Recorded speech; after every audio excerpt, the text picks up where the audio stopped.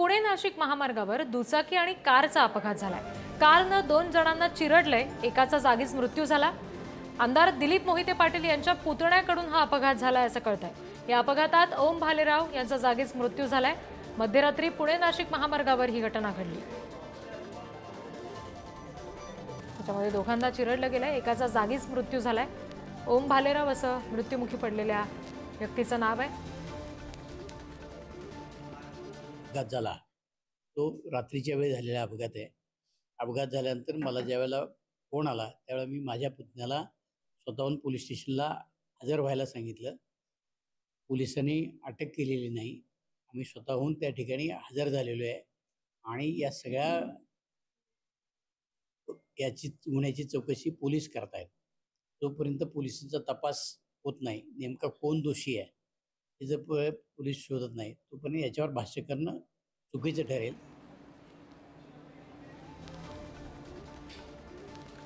आमदार दिलीप मोहिते पाटील यांच्या पुतण्याकडून हा अपघात झाला। ही दृश्य सध्या आपण बघतोय। कारनं 2 जणांना चिरडलं, ज्यात एकाचा जागीच मृत्यू झाला। ओम भालेराव असं मृत्यू झालेल्या व्यक्तीचं नाव आहे आणि आमदार दिलीप मोहिते पाटील यांच्या पुतण्याकडून हा अपघात झाला असं कळतंय। पुणे नाशिक महामार्गावर हा भीषण अपघात झाला।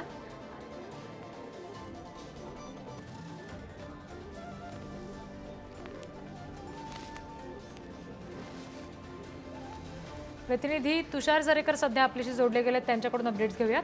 तुषार, सध्याचे काय तपशील मिळू शकतात? ज्याने हा अपघात घडवला तो पोलिसांच्या ताब्यात आलाय का?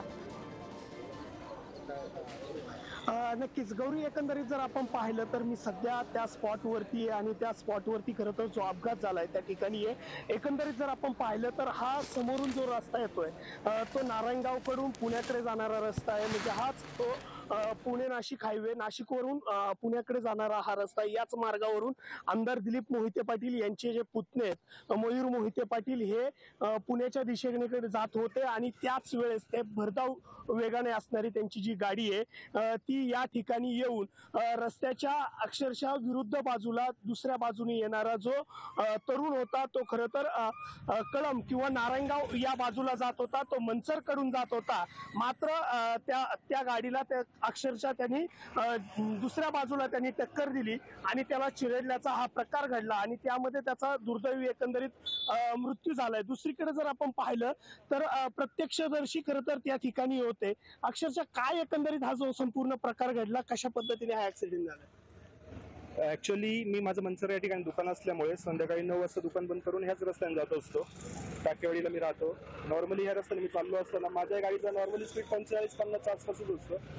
माझ्या पुढे 2 व्हीलर चालली होती, पण माझं अंतर दोघांच्या मध्ये फक्त 150 ते 200 फुटांचं अंतर असेल।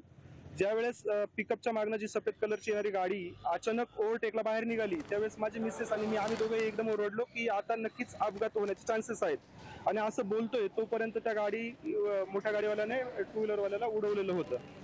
असं झाल्यानंतर अचानक मी गाडी रस्त्यामध्येच बंद केली आणि डायरेक्ट गाडीतून बाहेर उतरून त्या गाडीवाल्याकडे